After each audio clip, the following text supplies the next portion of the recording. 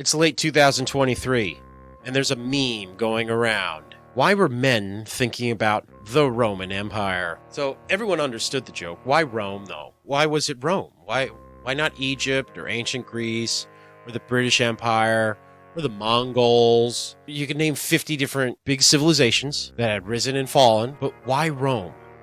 It's because Rome was very symbolic of strength, order, and discipline, competence, ambition, engineering, building things, and the confidence to rule the world, build roads around the world, and some of which are still in use. They have aqueducts that fed the cities as they grew, that are still, some of them are still flowing water. The Colosseum, which is the inspiration for every stadium of today. Legionnaires, it's the manliest men of them all, killing Gauls and Germans and Celts, and oh man, just working together as a team with a common goal. And of course, they spread all over the known world to them. There's a large portion of the world's landmass that was under Roman rule for almost 1,000 years. So why does this still resonate? Why did it pop up in everyone's head? Why was it a joke that everyone knew in 2023? It was like there's 100 memes of like, I bet he's thinking about that girl, and of course he's thinking about, the Roman Empire. And people don't think about Rome because it was successful. It was mostly the reason that we were thinking about it in 2023 was because of the story of how Rome fell. Their entire society had been decayed. They allowed barbarians to flood in and inundate their society with people who weren't Roman. They were never going to integrate into Rome. Rome is a familiar story when it comes to corruption. Rules for elites, but not for everyone else. We have every sort of crime being committed by senators and congresswomen, men and women. Insider trading, which is just complete bull. I mean, they get paid $175,000 a year, and they have a mansion that's like $20 million, 4 of them. It's crazy. It's absolute ludicrous, the corruption that we have allowed to manifest itself in our society. We have politicians that once they graduate from college, they never leave Congress. Like, these people have been in for like 40 plus years. And it doesn't matter what side you're on, your side has corruption all in it. And you know what? It's not your side. They're all working together. They argue on TV, and guess what?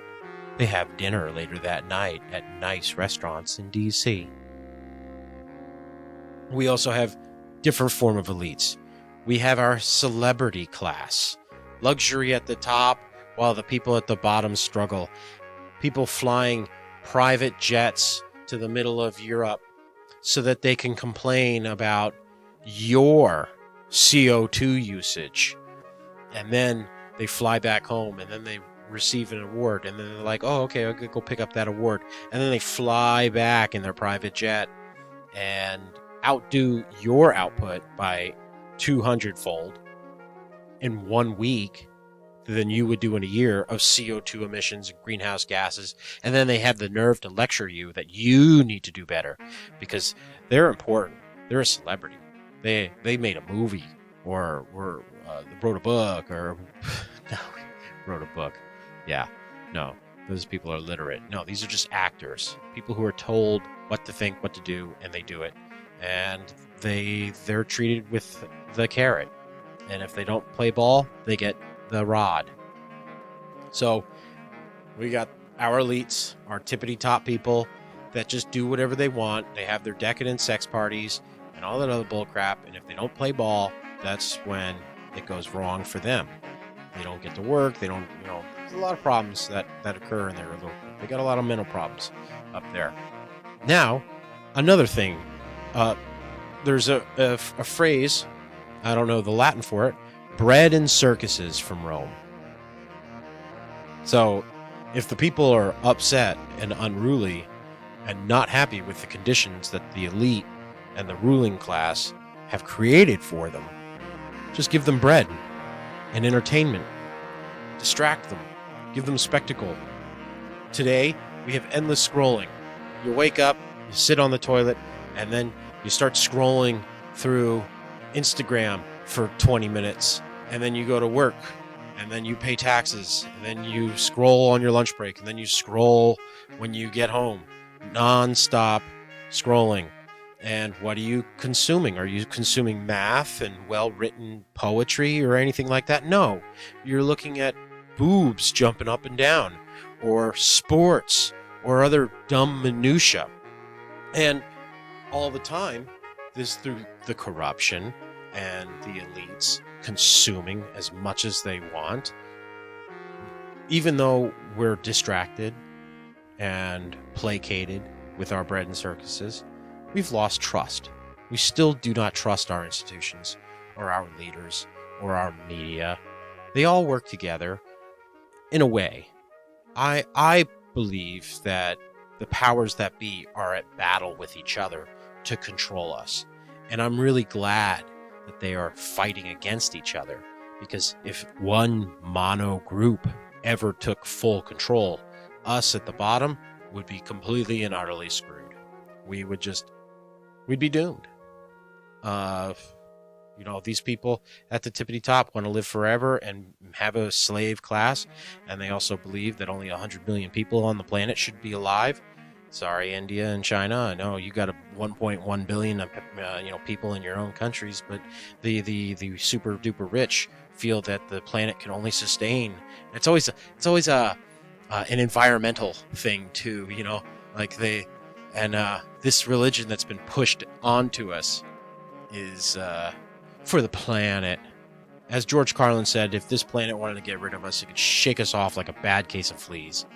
So I'm not saying start throwing candy wrappers out and start burning your diesel out in the open pit and poisoning the land. I'm just saying that, maybe we're not as big as one volcanic eruption in the middle of Russia outdoes our CO2 and methane and all other greenhouse gases and everything. It outdoes us in one eruption. The entire industrial revolution till now is outpaced by one or two volcanic eruptions, and there's hundreds of them a year. So, the planet can handle us. It can. Talk to a geologist that actually cares about it and doesn't just play ball to get their funding every year, because that's a lot of it. If you say there's global warming and the planet's going to die, guess what? You get a check. If you say there's no it's not real, you don't get a check. Sorry. And one of the main reasons that it was largely focused on men.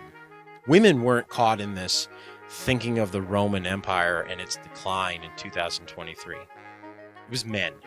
Because the Roman soldier archetype of brotherhood and duty, purpose, competence, sacrifice, and strength.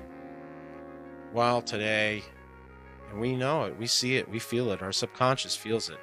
We're isolated. We're staring at screens all day. We have no meaning. We have no common purpose. We lack a mission. We're kind of just lost. And that's what the powerful people at the top, they don't care if we don't have purpose. As long as we pay our taxes and we buy their products, they don't care. So we may not miss Rome, even though, if I had a time machine, I'd have to learn just enough Latin to warn Julius Caesar about, oh man, yeah, I would meddle with time. So men may not miss Rome, but we definitely miss having a purpose. There is no grand purpose. There is no expanding our empire or building the tallest building or killing all the Gauls or conquering Britain or crossing the Rhine. There's none of that. We don't have that. We got a couple people that are working on making us go to Mars and I mean, we're not even trying to like find new pieces of land to like, put a flag on top of. Everything's been done. So Rome is now shorthand for decline, corruption, loss of purpose, loss of trust, fear of losing what was built. And we built something amazing in this country, and we lost the spark. Something's gone. And the memes spread like crazy because people we were feeling something. Money was getting really tight. Inflation was crazy. We got an election year coming that year, like the next year. So Rome had become a symbol because we were like literally like looking at what it was diagnosed as what killed the Roman Empire.